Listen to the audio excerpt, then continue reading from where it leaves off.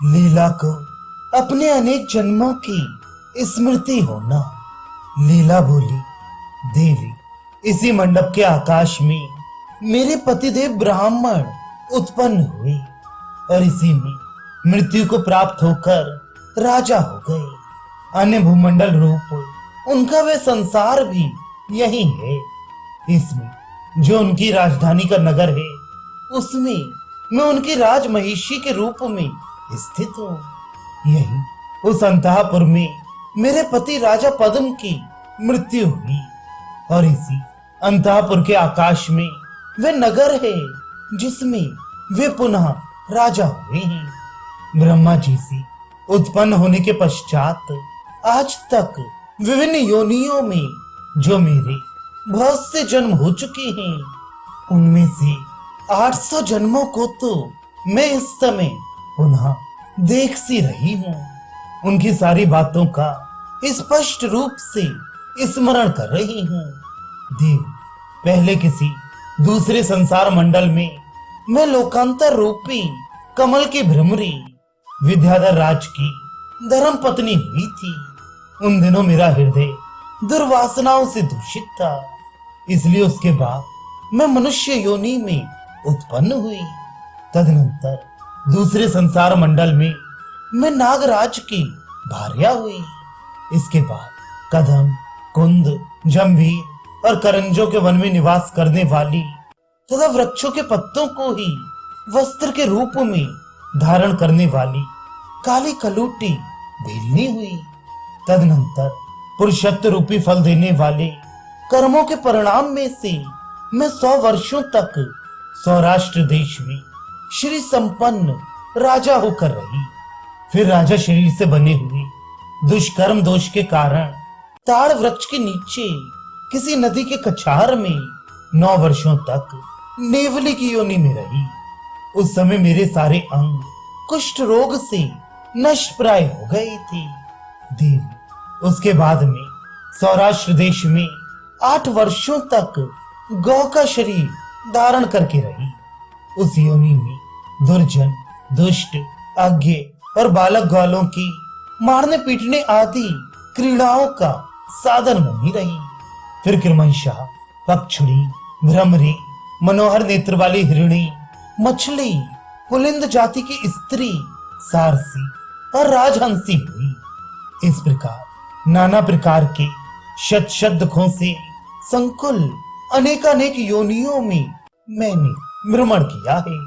तराजू के पल्लड़े की भांति कभी ऊंचे उठने और कभी नीचे गिरने से मेरे सारे अंग व्याकुल होते रहे हैं। मैं संसार रूपी विशाल सरता की चंचल तरंग बनकर उठती और विलीन होती रही हूँ। जैसे वात प्रेमी जाति की हिरणी की गति को रोकना कठिन है, उसी प्रकार मैं दुरअनुवार्य आवागमन की परंपरा में पड़कर क्रमशः विविध योनियों में भटकती आई हूँ। इस प्रकार परस्पर वार्तालाप करती हुई वे दोनों सुंदरी ललनाएं मनोहारिणी गति से उस घर के बाहर निकली। उस समय गांव के लोग उन्हें देख नहीं पाते थे, परंतु वे दोनों अपने सामने के पर्वत को अच्छी तरह देख रही थी। लीला बोली, देवी, इस देश को देखकर मैं आपकी कृपा से अपने पूर्व जन्म की उन सभी विविध चेष्टाओं का स्मरण करती हूँ जो यहाँ घटित हुई हैं। मैं यही बूढ़ी ब्राह्मणी के रूप में रहती थी। मेरे सारे अंग उभरी हुई नस नाड़ियों से व्याप्त दिखाई देते थे। मैं बहुत दुबली पतली थी। मेरा शरीर गौर और बाल सफेद थे।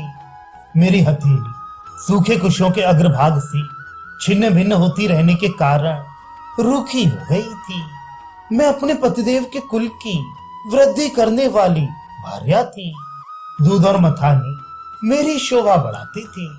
मैं सारे पुत्रों की अकेली माता और अतिथियों का सत्कार करने वाली गृहिणी थी। देवताओं, ब्राह्मणों और संत महात्माओं के प्रति मेरे मन में बड़ी भक्ति थी।